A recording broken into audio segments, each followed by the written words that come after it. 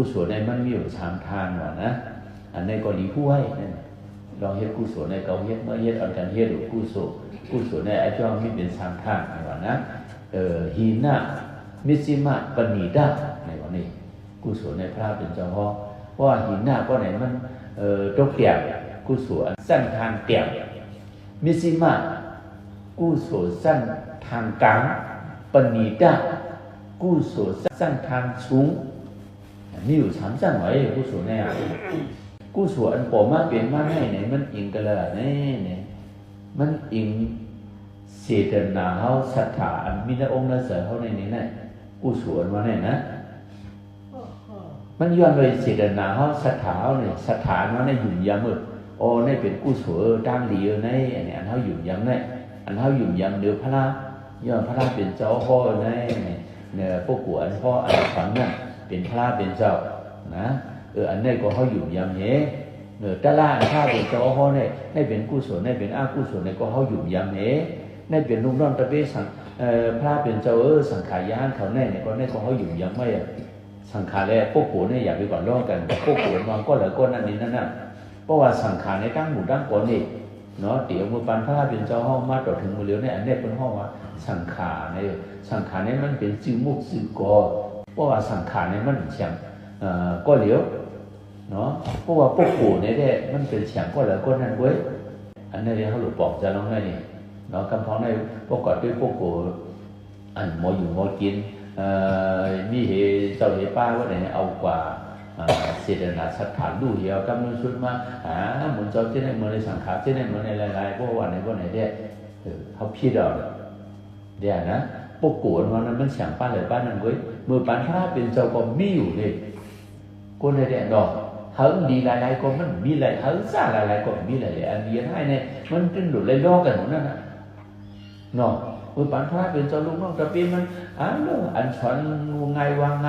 ของก็มีอันลังๆเหลี่ยมอันดีนั่นก็มีอันให้เมียวนั่นก็มีกับมือปันพระเป็นเจ้าก็มีอยู่เลยปันเราดูเขาอยากไปกว่าเราไปตั้งชาให้นั่นได้บอกให้ปันนั่นเฉยๆนั่นนะเขาหลุดหัวป่องจะหรือสังขารเช่นไหนก็แม่กามอายุเนี่ยว่ากามมันว่าเนี่ยอันเขาเฮ็ดตั้งดีตั้งให้นั่นอันนั่นกามพอเฮ็ดดีเนี่ยเป็นกามดีพอเฮ็ดให้เป็นกามให้เนี่ยพอว่านี้เป็นกามดีพอว่าให้เป็นกามให้พอจังนี้เป็นกามดีพอจังให้เป็นกามให้เนี่ยกายกามภาษีกามมโนกามเนี่ยนะกามนั้นมันมีอยู่ทำอันนั้นกามเนี่ยพอเขาอยู่ไหมเนี่ยพอเฮ็ดกรรมนี้พวกนี้ก็เลยไอ้โจตั้งดีเหพอเฮ็ดกรรมอันดอกอันให้นี่ก็ติเลยขาดค่อนให้มันเห็นในเว้ยน่ะเนาะเพิ่นว่ากรรมไอ้โจเนื้อหามอยู่ในอันเฮาอยู่เนื้อหามอยู่ในเพิ่นว่าศรัทธานี่พอมีศรัทธาอยู่ยังไม่ใช่ไหนบ่ไหนเจตนาอันว่าในห้ามสอนทั่วเฮาเจตนาอันว่าในเฮ็ดเลย1 ปี1พอเฮาเฮ็ดน่ะปล่อยคน3ล้อเกิดคน3ล้อเป็นปืนเฮาเมืองเฮาแน่เจ้าชายหลวงเขาป่าชาวันให้หลวงกูปีเนี่ยอันไหนไม่เข้าหักกินมีเงินหักใส่อะไรกำลังชุดมาเขาขับซุกท้องเขาเฮ็ดจังไหนมาเฮ็ดกันกู้สวนนะครับอันนี้เจตนาอันว่าเงินเนี่ยเจตนานั่นสอส่วนเพราะเจตนาสอส่วนว่าไหนออกมาเนี่ยตั้งอยู่ในกู้สวนเนี่ยเนาะมันเป็นจังไหนเนี่ยอันเขาอยู่ยามเห็นเนื้อกรรมเนื้อองค์เนื้อเสือเขาจึงเฉยไว้นั่นอันนั้นห้องศรัทธาเนาะย้อนเพื่อเขาหยุ่มยำเนี่ยเพราะหยุ่มยำว่าไหนก็เจตนาในสอบว่าไหนก็เป็นเฮ็ดเพราะเจตนาในสอบเป็นเฮ็ดด้วยทางนั้นนะเจตนาเนี่ยเสียสอเลยเนี่ยมากเพราะว่าเจตนาเนี่ยความปาดีเนี่ยเนาะสอบส่วนเนี่ยความใจเขาเนี่ยอันเป็นเจตนาในองค์นั้นจะเขานั้นสอบส่วนแหละผู้สูงในเขาเปลี่ยนมันได้อ่อนกันว่านางเอกถอนตะลาเลิกจ้องภาษาคนดังหนังดังหลายได้ก็เลยว่าเนี่ยเจตนานั้นสอบมาเลยมันมาเว้ยเพราะเจตนานั่นสอบส่วนนั้นเปลี่ยนมาเปิดห้องเปิดโจ้ก็มาเจ้าเสียดาเสียงว่าน่ะว่าจ้องมึงเจ้าคุณถูกนี่มึงเจ้าจัดก่อนด้วยนั่นเขาว่าใช้นี่เขานั่นเหี่ยวเพราะเจตนาเนี่ยสอบส่วนกันได้ว่ามันเพราะว่าในขวาด้านนี้ว่าในกำพังในเจตนามีน่ะเพราะเจตนามีเนี่ยสอบก็มาห้องก็มาในกองในปัญหาใครเจอเนาะเมื่อในอันเป็นกุศลเขาเลยมาเย็นในศรัทธาตระเขาเห อันเขาอยู่ย้ำนั่นเองเจตนาเขาก็สอดส่วนเฮียเลยบอกมาเป็นมาอันในกุศลในเจตนาเขานั่นมันมีอยู่หลายทางนี่กำพองก็สอดส่วนกันเองมาตัวเด็กก็ป้าจะกำพองมันป้าจะป้าก็เองมาที่นี่นี่แห่งเจตนาเขาแห่งศรัทธาเขานั่นน่ะมันก็แห่งที่มันก็แห่งตัวต่างๆมันก็ตัวได้รับโทษรับชาติต้นหลังบนเนี่ยก็มันโดนติมิวนี่อันนี้ไหนสองกันสองที่เหมือนกันกูก็มันเหมือนไงมันเหมือนกันไงเจตนาเขาศรัทธามันเหมือนกันไงเมื่อเฮ็ดก็มันก็ในป้าเสริมป้าก็เจ้ามันป้อมเป็นรับเป็นนวลขำเพื่อขำหยาบที่เตี้ยเลยเฮ็ดจังไหนเฮ็ดว่าเฮ็ดจังนั้นว่าไหนอันไหนเจตนาเขาศรัทธาเขาแห่งกับหรือก็อันเป็นกู้สู่เขาเนี่ยทานมันติดสูงกันน่ะทั้งชื่อว่าเจตนาเขาศรัทธาเขาบ่แห่งปานกลางเนี่ยก็กู้สู่เขาเนี่ยมันเป็นทานกลางทั้งชื่อว่าบนเฮ็ดเราได้ส่งกว่าก็มีได้รับโทษรับแท้ตัวต่างกันเฮ็ดจังไหนเช่นอันบนวางตัวที่ว่าพอกแพงง่ายกว่าอันว่านั่นนะพมองนั่นเพิ่นบ่ได้เจตนาเขามันแห้งแหละเอาเตียงกว่าให้ไหนเนาะพอแห้งเจตนาเขาเตียงคนไหนก็มาเปลี่ยนก้นไหนก็จะเป็นที่เขาย้อนไปเขาเฮ็ดกุศลแหละเดี๋ยวมาเปลี่ยนก้นเขาว่าเขาหรือกินเงินหรือจ่ายให้ไหนนั่นน่ะตัวต่างๆเขาหรือกินเงินหรือจ่ายย้อนเปิดด่านหน้ากุศลเขานั่นแหละมองนั่นเว้ยหันซื่อว่าเขาทำเฮียงเห็นได้ว่าไหนเด้มาเปลี่ยนขุนก้นมาเปลี่ยนขุนเป็นอาช่างขุนอาช่างขุนในสูงเนี่ยเนาะตั้งก้นธรรมดายุ่ยๆอาช่างขุนนั้นกว่ากันเลยน้องกว่าก่อนด้วยลูกชื่อก็โดนนะว่าเป็นอาช่างขุนถูกหลงว่าไหนเด้ลูกคนเฮียกลุ่มนี้เมียนกันเลยเหมือนนะเด้เพราะเป็นลูกชื่อโดดๆต่างๆนะไอ้ตะเปียซ้อมหลังบนกล้วยเด้เพิ่นปันเหลือนกันก็ได้กินกันนั่นเว้ยบ่ได้จังนั้นก็มีอยู่แล้วเนี่ยนะมันเหมือนกันน่ะเนาะเพราะว่าเจตนาเฮานี่มันแห้งมันบ่แห้งบ่นี่ก็ตอนที่ว่าเขาเหลือกินเงินเหลือใจมาเป็นเฮาว่าคนมองนั่นเว้ยเจตนาเฮาคิดว่าปานใดที่ว่ามองนั่นถ้าชื่อว่าแห้งเห็นนั่นหรือเห็นนั่นมาป่าหวานใครชุงเห็นนั่นบ่นี่มาเป็นขุนกวนนี่ไหนนี่อาช่างขุนกวนอยู่นั่นนี่เนาะถามซึ่งว่าคนนี้ว่าเจตนาสถานเนี่ยยังหรืออันนั้นช่างป้อมหูละหูนวลช่างป้อมหูมวยอะไรพวกมันยังเช่นนั้นว่าเนี่ยกว่าเป็นคุณผีนั่งผีเยอะนะเห็นเช่นไหนนี่เนาะมันเช่นก้นธรรมดายุ่ยๆเลยตั้งขุนก้นนั่นก็สองกว่ากันนะมันเนาะมันเช่นคนเราข้ามเมืองไทยขุนก้นเนี่ยด้วยหลงอยู่เนื้อหาเนื้อหออยู่เนื้อเงินกินเนื้อข้ามเกิดออกมากกว่าเกิดเนื้อหาเนื้อหอเนาะเกิดเนื้อกินเนื้อข้ามเลยสร้างสูงเลยว่าขุนก้นเนี่ยนะเพราะว่าคุณพีเนี่ยจะเห็นมันเหมือนคุณเสียนคุณน่ะเนาะ1 วันเมื่อผีปากปีเมื่อก้นว่ะจำได้อาชาเขาว่าเนาะ1 วันเมื่อเขาได้พวกปากปีเมื่อเขาได้ที่เป็น1 วันเมื่อผีไว้เลยเนาะพวกเป็นคุณผีเจ้าหนาหน้าผีผาย5 ปากเนี่ยลูกผีเจ้าหรอกจะเนาะกว่ากันในอีหยังกว่าเปลี่ยนเนี่ยเจตนาศรัทธาเมื่อเฮ็ดกุศลตั้งดีนั่นน่ะเมื่อเฮ็ดกุศลตั้งดีนั่นบ่แห่งเจตนาเฮาแห่งศรัทธาเฮาแห่งป้าเจอป้าคอเฮ็ดจังนั้นเฮ็ดดีๆว่าบ่ได้เด้กุศลนั่นอ่อนกว่าเป็นคุณผีกว่าเป็นหน้าผีเมืองผีหมู่นี้เนาะปากผีเมืองเฮาได้ถึงเป็น1 วันเมืองเขาเว้ยเนี่ยอายุอาชากว่ากันผ้าแลลิ้น40องศากว่ากันผ้าแลลิ้นห่างทางก้นกว่ากันผ้าแลลิ้นผีแลก้นอยู่ว่านั่นนะเพราะว่าผีเมืองผีบนผีเมืองเขาได้ก็ผ่านมาแล้วจังหวะนั้นได้ดอกผีมันลุกตาผีอย่าผียังก็มีผีวงผู้อากาศก็มามีอยู่นั่นก็อันนั้นเนี่ยมันชื่อว่าผีมันเป็นเขาเนื้อปิดตากว่าจังนั้นได้นะเป็นเช่นนั้นอันนั้นบอกให้ปนักให้เจอกุศลเขามี3 ทางเมื่อเขาเฮ็ดกุศลนั่นเขาป้าเสริมป้าคอเฮ็ดติ้วว่าว่าไหนเขาย้อนตัวแห้งเสียดนาเขาแห้งศรัทธาเขาเนี่ยแห้งมันเยอะเลยเพราะตายเนี่ยกว่าเป็นเมืองผีคนผีหน้าผีเนี่ยอันนั้นเนาะเป็นกุศลทานสูงปณิดากุศลวันนี้เนาะก็ไม่ครับเมื่อเฮ็ดกุศลนั่นเนี่ยไล่ไว้วางเจอว่ามีแทนไล่ไว้วางเจอนะเมื่อเฮ็ดกุศลเช่นเขาหันก้นย้อนเนี่ยถ้าหันก้นย้อนเขากว่าดูกว่าได้ เขาก็ยืนกับปันก็เห็นคนย้อนในพวกไหนเขาต้องโป้ไว้ยี่เลยคือเนี่ยขึ้นปันนี้ไหนก็เห็นได้ต้องโป้ไว้ยี่กันหรือตัวเป็นเช่นนั้นนี่เขาก็โป้ไว้ยี่กันหรือเจตนาเขาก็โป้ย่างกันหรือหรือคนย้อนนั้นอาถรรพ์ก็ห้ามใครเรียกไว้แค่ไหนนี่นะเดี๋ยวนะเพราะเขาไปยืนกับปันก็ลองอยู่ศีลน้ำยำเขาก็โป้มีไหนตั้งแต่เขามาดูเจ้าเสียเขาสองเดือนเหมือนกันพอมาดูเจ้าเสียเขาก็ไหนเรียกโอ้ต่างคนต่างป้านี้นะคุบเข่าห้องไทยมายินมาโยมมาดูมาตั้งเช่นนั้นสองกันตั้งเขาเป็นคนย้อนสองเหมือนกันนี่เนาะอันนี้ไล่มันกว่ากันก็ไอ้จู้อันนี้นะมือลองอยู่ลองอยู่ลองตั้งลองอยู่ลองปันนั่นลองไว้ว่างจะ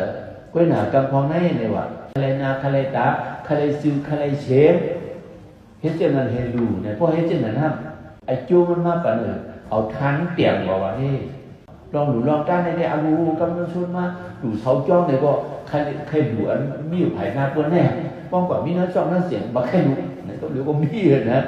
พอเป็นเจ้าไหนพอไหนย้อนเบิกใครซื้อใครเสียงใครนาใครตาเฮ็ดเช่นนั้นเฮ็ดดูนะพอเป็นเช่นนั้นนะมีอยู่กำพองเนี่ยดูอีหยังก็ย่อใครเปิ้นหันป้อมจีนาเขาดูนาเปิ้นอันเปิ้นตั้งนำหันนั่นพอไหนพอใครดูที่ไหนมันเช่นเสาจ้องเลยว่าป้องตรงนั้นจ้องนั้นเสียงใครดูก็มันก็เหนือนี่พวกนั้นหมอมีมันเบื่อนะแนะนำเจอนั่นน่ะเนี่ยนะย้อนเบื่อเขาใครนาใครตาใครซื้อใครเสียงใครขึ้นสองมันจับนี่เปิ้นเฮาเปิ้นฮู้เฮาเปิ้นหันพอเป็นเช่นนั้นบ่ไหนอันชื่อเสียงแค่ตีไหลกวนน่ะผู้สูงได้ครับเอาย่างกว่าเปียกพอเป็นเช่นนั้นไอ้จูมาปานนี้ย่างกว่าเยาเตียงกว่าเยานั่นน่ะนั่นดึงลายฮอมาเช่นนั้นนี่เนาะใครซื้อใครเสียงใครนาใครตาเฮ็ดเนี่ยเป็นเมียวนึงในว่านี้นะกำพองเนี่ยลองใครจีใครเสียงใครนาใครตาใครขึ้นสองบ้านตัดมีคนเช่นนั้นเนี่ยมีกับกุ้ยหน่ะพวกเขาหลุดพวกเขาดันพวกไหนเพราะว่าจากปันเขาติเลยเป็นก็ยินช่างฉาจานาจาติมากก็ติเป็นก้นมากก้นมีก็ติเป็นนั่นมีไหนเนี่ยชุดร้องมุงมองตาฉุนตัวเศร้าก็ติเลยเป็นก็ยินช่างฉานั่นเหี่ยวเลยเฮ็ดพวกไหนอันนี้กู้สวมเนี่ยเฮี้ยงมันปั่นกลางไว้กว่านี้เนาะว่าปั่นกลางไว้อาสาเนี่ยมันทำสูงเลยเฮี้ยงเนี่ยมันกว่าเอาสุดตัวเป็นเยอะว่าเนาะเขาโดยส่วนตัวเขาเป็นอย่างนั้นพวกเขาก็ดูว่าท่านในจานาจาติมาเขาเนี่ยที่เป็นคนมาคนมีเขาเตลีเตจ้าชิจิมเขาเตยเป็นคนก็เขาเป็นคนที่เป็นพี่ก็อันจานเข้มกว่าเนี่ยน่าจะเนี่ยเขามุมมองส่วนตัวต่างเจ้าเก่าเขาก็ดูว่าด้านกว่าเฮ็ดกว่าสร้างเพราะไหนอันใดเนี่ยมันเอาส่วนตัวเป็นอย่างอัตตาเป็นอย่างแน่เนี่ยว่าเนาะทางที่ว่าเป็นไอจูมาเนี่ยก็มันเป็นไอจูปานกลางด้วยว่านี่เอาส่วนตัวไว้ด้านหน้าในว่านี่นะอันนี้ก็ดีมาดีก็เหลือในเขาเฮ็ดแต่สิ่งผู้สูงเนาะเขาหลุดทัดน่ะตอนนี้ก็เอาส่วนตัวก็เป็นอย่างนั้นก็ใครนาใครตาใครซื้อใครเสียเฮ็ดเนี่ยอันนี้ก็เขาหลุดทัดเขาหลุดกู้เนี่ยนะก็ไม่ฮะเขาก็หลุดก่อตั้งอันว่านี่ห้องด้วยส่วนตัวเขาใครนาใครตาใครซื้อใครเสียก็มีเนาะพวกเราดูว่าด้านนี้ก็ได้เป็นนั้นมีไหนกว่าในเอาส่วนตัวเขาเป็นอย่างเดียวเลยเฮ็ดก่อนจะเนาะเหมือนเส้นหนังเขากว่าจ้องตั้งกว่าหันหลวนเขาหนอนเป็นคนย้อนเขาทุกข้าขันเจอนั้นห้ามกินห้ามนอนนั้น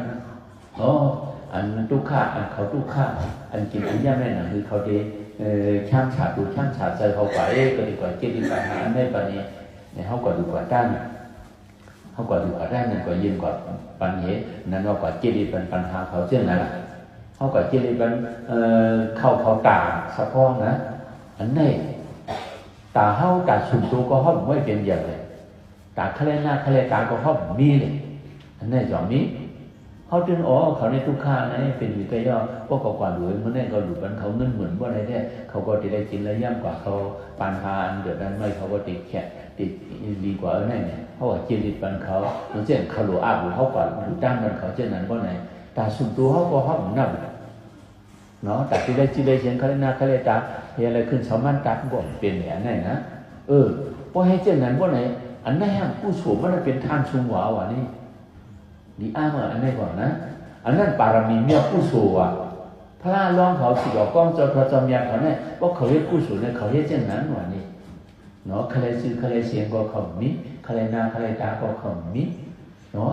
ว่าก็เฮ็ดในชานาชาติมานั่นคือที่เป็นนั้นเป็นในกว่าเนี่ยเอาส่วนตัวเขาเป็นอย่าเห็นมุมมองส่วนตัวเป็นอย่าเห็นก็มีว่ะเนาะเขาก็กิริปัญหาว่าจังไหนมันจะสังขารยานเขาในสาวๆเขานั่นคือที่ได้สูงซ้ำเนาะจริงสูงซ้ำมาเนี่ยนั่นคือเขาที่ได้สูงแล้วก็เย็นๆเนี่ยเยอะอันจังไหนเห็นมาหลุมมาต้านกันจังไหนมุมมองฮะอันนั้นนะพอเป็นจังไหนถ้ามาไอ้จู้มันมันเยอะกว่ารู้ดีมาอันนี้ก่อนเนาะลายสั่งเขาน่ะอันนี้ก็ดีคู่ไอ้ผู้สุดากู้ส่วนในเยอะหรอแบบมันอ่ะเจ้าเขาบอกว่าเฮ้กู้ส่วนว่าไหนได้ตัดส่วนตัวนี้เขาเข็นดับทางตั้งเลยเนี่ยด้วยหลักคนหวยกู้ส่วนนั่นกู้ส่วนมีดีในมีอย่างมีนำก็รู้สึกมาอะไรเปลี่ยนกันเสียกันเลยด้านโน้นในจังหวะเขาเป็นเจ้าเขาเอาน้ำเย็นกว่าในจังหวะจังหวะหรือสุดดอกว่าเขาเป็นว่านั่นนี่เป็นมีน้ำเจอเมตตาเปลี่ยนจังนั้นนี่เขาจะได้ใจหลงไว้ก็ได้ว่าเต้เมื่อวานผีกันเมื่อไหร่เขาเป็นเจ้านะเนี่ย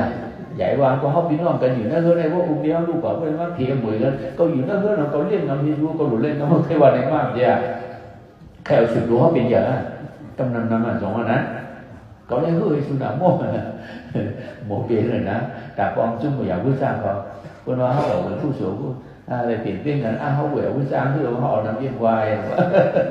เนาะจะผู้อยากพูดสร้างสองเฮือกมีเท่านั้นสองเฮือกเนาะสองที่เอาน้ำเย็นเป็นอย่างนั้นหน่อยเห็นนะก็พอได้เขาเพราะเขาเอาน้ำเย็นวายแบบนั้นเพราะให้เช่นนั้นว่าเอาสิ่งตัวเขาเป็นอย่างว่าเนาะย้อนนั่นแหละไว้เม็ดกัดเห็นเพียงเดียวเลยเขาเป็นเจ้าหนาหม้อเขาหม้อก็ได้เอาน้ำมีชูกว่าเนี่ยมีน้ำเจอเช่นนั้นเลยเม็ดกัดเห็นเพียงเช่นนั้นว่าไหนกู้สวมอยู่นั่นน่ะกาขันมันเฮี้ยงว่ะป่าว่ามันก็เฮี้ยงว่ะไอ้โยมาเป็นคนทางชุงว่ะนี่เนาะปารามีย่อกู้สูว่ะเพื่อนกู้สูอยู่นั่นน่ะอันนี้เนาะเป็นกู้สูปารามีกว่าว่าพอเยอะแต่ส่วนตัวเขาก็เกาหลีก็ตั้งในชานาชาในมากก็ได้เป็นนั้นก็ได้เป็นในมุมมองเช่นนั้นนะฮะเป็นปารามีว่ะทะเลนาทะเลกายอะไรกันเลยก้นกวาดน้ำได้ก้นหันน้ำในกวาดแก้มก้นลูกของใหญ่ๆนี่ก้นแก้วก้นโจยานี่ก้นเช่นนั้นเพราะไหนได้อันนั้นเป็นปารามีกู้สูได้เปลี่ยนปารามีย่อกู้สูเจอในวัดเลยอันนี้ก็ดีกู้แบบยาเนี่ยกำนันน้ำมาเขาเนี่ยใครหมดเป็นเช่นนั้นนี่ก้นปากในแดนเขาชิบไปเขาก้อนเนี่ย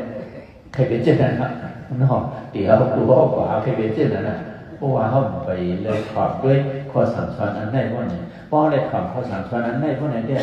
มันถึงเป็นกันกว่าจะได้นะแต่ที่ใครนาใครตาก็มีผู้ส่วนได้เป็นรองตั้งดีเป็นปารามีแต่หน้าปารามีเป็นเมื่อไรเนี่ยเขาเย็ดนำกระเยาะเอกกระเยาะแต่หน้าเขานั้นมันเป็นแต่หน้าปารามีป่าว่ามันเฮี้ยงเต๊ะเขาดูการลือก็เขาเป็นอะไรการลือกันหน้าไหนถ้าก็ย้อนเบิกใครนาใครตามมีเนี่ยนะย้อนเบิกใครซีใครเชียงก็มีย้อนเบิกอาจารย์ส่วนตัวเจ้าก่อนในก็บ่ไว้เป็นอย่างเดียวแหละเขามาเฮ็ดนั่นน่ะเหมือนเช่นเหมือนในเอามาเป็นย่องร้อนตีเฮ็ดไว้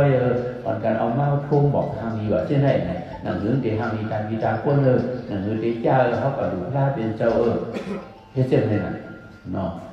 พอเฮ็ดเช่นไหนเขามุมมองเมื่อไหนเขามาหลุมมาตั้งเมื่อไหนได้อันนั้นแหละปารามียอดผู้สูงแต่หน้าผู้สูงอย่างนั้นป่าว่ามันเฮี้ยงนะเพราะตายว่าในคุณปีนั่งปีแน่ใครเปลี่ยนในบ่มันอ่อนกว่านี่ผู้สูงได้ทำเฮ็ดเช่นนั้นน่ะสิเดนาเขามันกว่ากันนั้นก้อยคนเฮ็ดผู้สูงกันเหมือนกันนั้นว่าเนี่ยมันเหมือนคือในนั่นเรียกได้เหนมากเนาะเหมือนเช่นล้วนอาชา4-5 ขวบอ่ะพวกมันเอาไปหินปืนพวกในจ่องเด็กกว่าไก่4-5 ขวบไหนเฮี้ยงมันบ่มีมันบ่กว่าไก่กันหรือยากเนาะสังเกตว่าคนอายุอาชาได้17-18เช้ามาปืนพวกไหนจ่องกว่าไก่กว่าไก่เลยมันเหี้ยเฮี้ยงมันเหยียบมันอย่างนี้หลังจากพวกคนอาชา30มือปุ่นกว่านี่มังพวกไหนนึงชั้นกว่าไก่ว่ะมึงว่าชั้นเฮี้ยงเนี่ยว่ะหลังจากมันกว่ากันเช่นนั้นว่ะเฮี้ยงมันน่ะเนาะมีตีก้นผัดมันนั่นน่ะเอาก้นผัดนี่เฮี้ยงเอ๋นี่ก็ต้องได้กว่าอินไว้เอาก้นผัดนี่เฮี้ยงเหยียบนี่ก็ห้ามกว่าไก่ไว้ให้ไหนมันเป็นเช่นนั้นเนี่ยว่ะนี่นะผู้สูงเขานั่นก็มือเขาเฮ็ดนั่นเพราะว่าเฮี้ยงศีลนาสัตว์เท้าเฮี้ยงต่างๆก็เนี่ยก็อายุมาเป็นก็ต่างๆก็เนี่ยว่ะนะเพราะห้ามเฮี้ยงเห็นได้พวกเนี่ยก็ห้ามกว่าไก่เฮี้ยงเห็นได้เฮี้ยงเห็นได้ขึ้นสูงแก่งเห็นได้เพ ราะว่ามันเฮี้ยงเต้ๆว่าเนี่ยก็ขึ้นเผียวเมืองผีวุ่นให้แน่นะเปลี่ยนเส้นแน่ว่าเป็นการว่ากุศลเนี่ยนะกำมองเนี่ยมันเฮี้ยงเห็นได้การว่ากุศลเนี่ยกล้าเป็นแม่ก็กุศลแม่ก็กุศลมาเนี่ยจังตะลาบองก็เลยสั่นเลยหยันลำนินมินมุนอะไรนู่นนั่นก็มีน่ะเหมือนเช่นนั้นนะเหมือนเช่นสังสุเมธาร่วมต่างโขนนั่นมันเป็นสังสุเมธาเยอะสิเนี่ยก็มีการพาวเลยน่ะมันน่ะ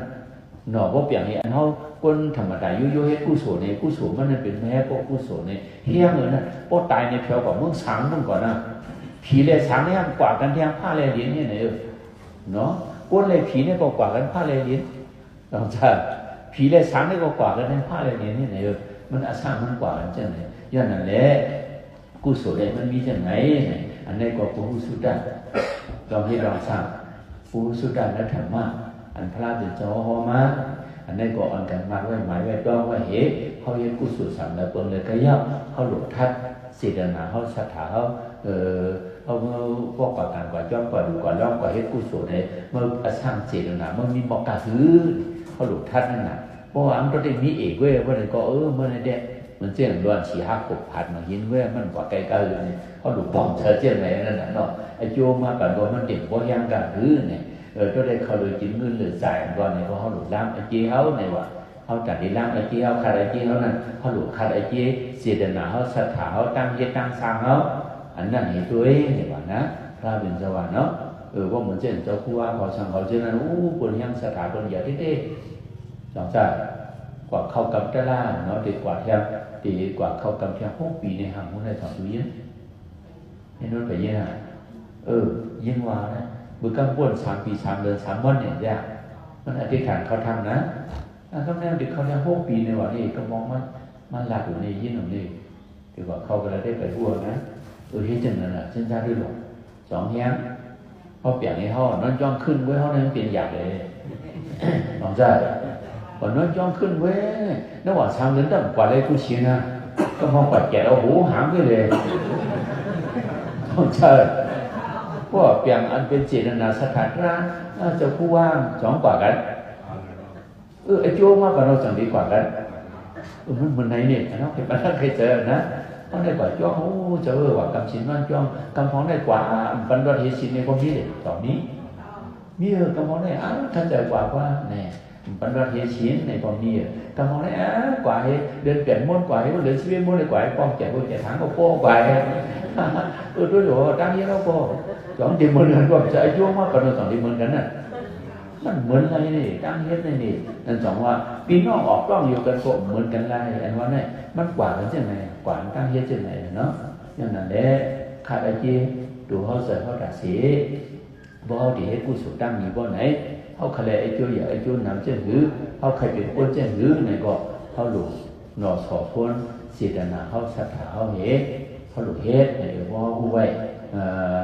เฉพาะสภาวะมันเอาบ่ไหนเขาขึ้นทัดด้วยหลวงเขาเสยเขาด่าเสียเนี่ยนั่นคือไอ้โจมันตีไอ้โจมันตีน้ำศีลนาเขาศรัทธาเขานั้นก็เฮ็ดให้บอกที่ที่ว่าว่าพระเสด็จป้าก็เสด็จก็เฮ็ดเด้